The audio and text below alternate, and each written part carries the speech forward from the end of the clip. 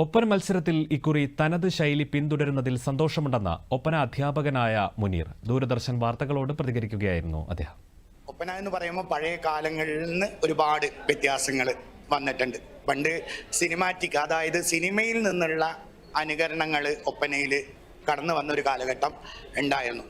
പിന്നെ അതിലുള്ള പാട്ടുകളാണെങ്കിൽ പഴയ സബീന പാട്ടുകളിൽ നിന്നും പിന്നെ പുതിയ കവികൾ ചിട്ടപ്പെടുത്തിയ പാട്ടുകളാണ് മിക്ക ഒപ്പന പരിശീലകനും അതുപോലെ വിദ്യാർത്ഥികളും കളിക്കുന്നത്. അതായത് ഒരു തീം എടുത്തിട്ട് ആ തീമിനെ ബേസ് ചെയ്തുകൊണ്ട് ആ തുടക്കം മുതൽ അവസാനം വരെ ആ ഒരു രൂപത്തിലാണ് ഇപ്പം പാട്ട് ചിട്ടപ്പെടുത്തുന്നത്. പിന്നെ ക്ലാസിക്കൽ, അതായത് സംഗീതപരമായിട്ട് പാട്ടിന് ഒരുപാട് വ്യത്യാസങ്ങൾ വന്നിട്ടുണ്ട്.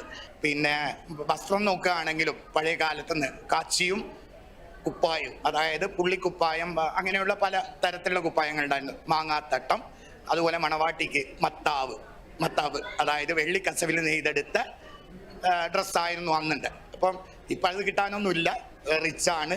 എന്നാലും അതിനോട് ഏകദേശം സാമ്യം പുലർത്തുന്ന വസ്ത്രങ്ങളാണ് ഇന്ന് നമ്മൾ ഉപയോഗിക്കുന്നത്. പിന്നെ എന്താ പറയുക, അത് ഈ ഒരു ഒപ്പന ഇത്രയും ജനകീയമായതിൽ ഒരു മാപ്പിളകല ട്രെയിനർ, ഒപ്പന പരിശീലകൻ എന്ന നിലയ്ക്ക് ഒരുപാട് സന്തോഷമുണ്ട്. ദൈവത്തിനോട് നന്ദി പറയുന്നു.